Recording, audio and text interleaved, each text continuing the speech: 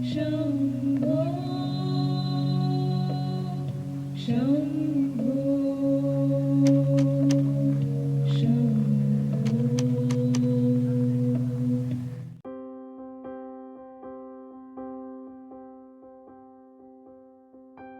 Mount Kailash, a sacred mountain to the millions of people because it recites the Lord Shiva in the state of meditation. It is said that those who completed the Kailash Parikrama successfully are free from all the sins. How does it feel like to walk around the abode of Lord Shiva? Stay with me.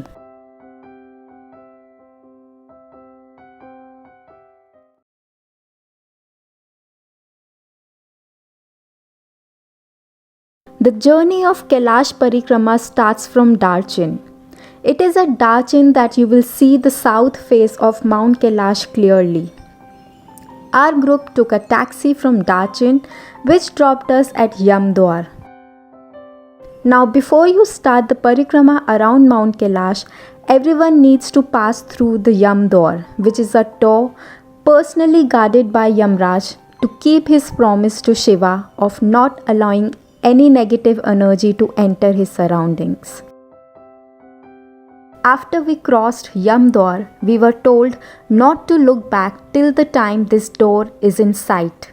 But I guess I was too mesmerized just when I entered the surrounding of Mount Kailash. I wouldn't want to look back. I was told that I am going to see a beauty that I have never seen before, and true to the words, it was picturesque.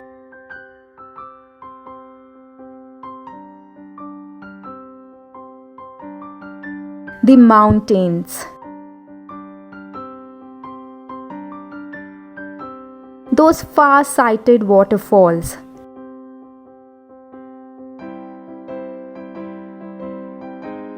River streams. Wildlife. It actually felt like that I am walking in heaven.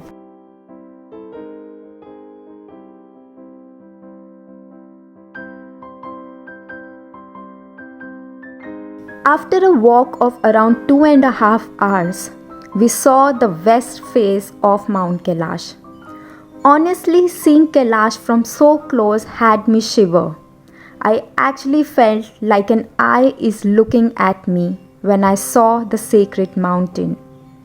We stood there, paid homage and proceeded towards Derapuk.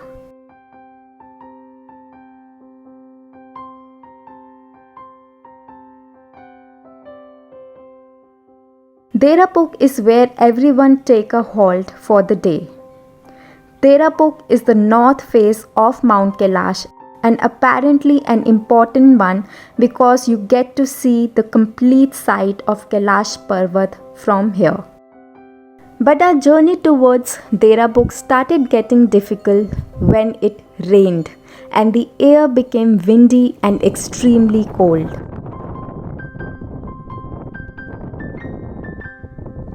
Everyone in our group started feeling uneasy. I had bouts of breathlessness, making it difficult to carry with the walk.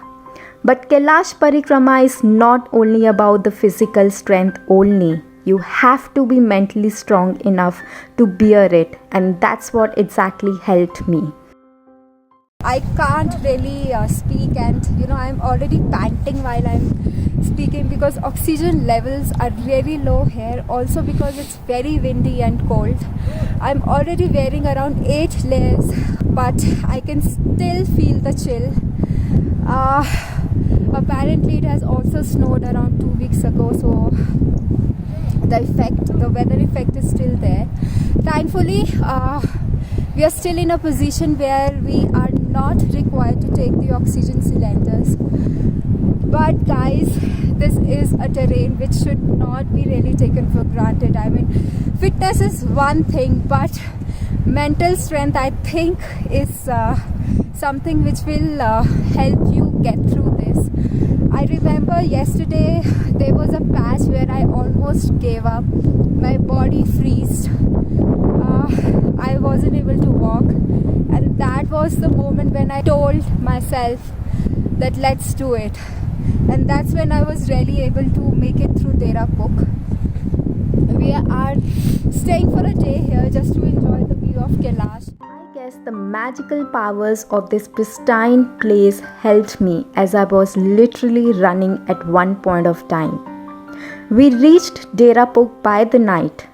Mount Kailash was already cloud-laden by then, but we hoped that we shall get a good view the next morning. But Mount Kailash remained in clouds for almost half a day. I shall be honest, I lost all hopes of seeing this sacred mountain from close. It is said that secret wishes, if asked with all honesty, are granted here. And my wish was fulfilled too. Kailash slowly revealed itself. It has just rained and look at Mount Kailash. Isn't it looking magical? And I had goosebumps all over my body just by looking at Kailash. I remember I sat there and just kept looking at Kailash without realizing when I got lost in adoring it. I felt like Kailash was calling me closer. But before I could react, it started raining again and Kailash was back into the cloud. Evening at Dera Puk was about attending the Aarti by the group members of Isha Foundation. Day 2 on Kailash Parikrama is the most challenging one, as it involves steep climbing. We cross about 17,000 feet at Dolma Pass, which is apparently the highest pass on the entire Kailash Mansarovar Yatra route. Dolma Pass is also where you will going to see the last view of Kailash Parvat.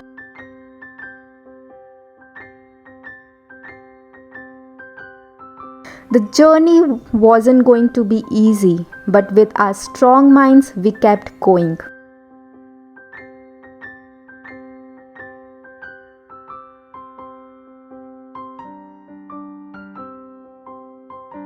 Just when you cross Dolma Pass, you will see an emerald-colored lake,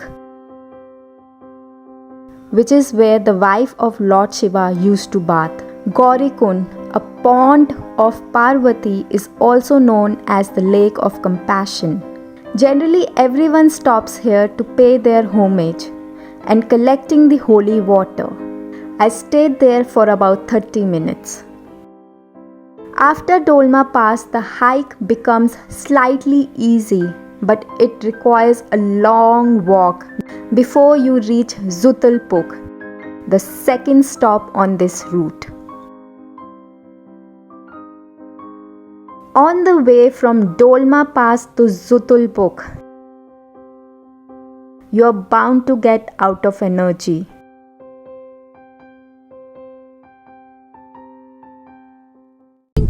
One thing which I am realizing with this journey is, I think trek is one thing, adventure is one thing, but Kailash Mansarovar Yatra is actually an inward journey, and I think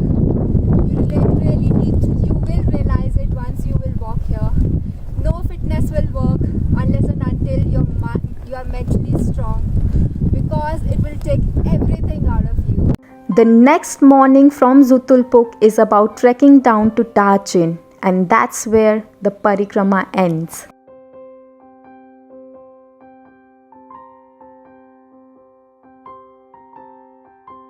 Whatever challenges and difficulties that you face at Kailash Parikrama only make you stronger.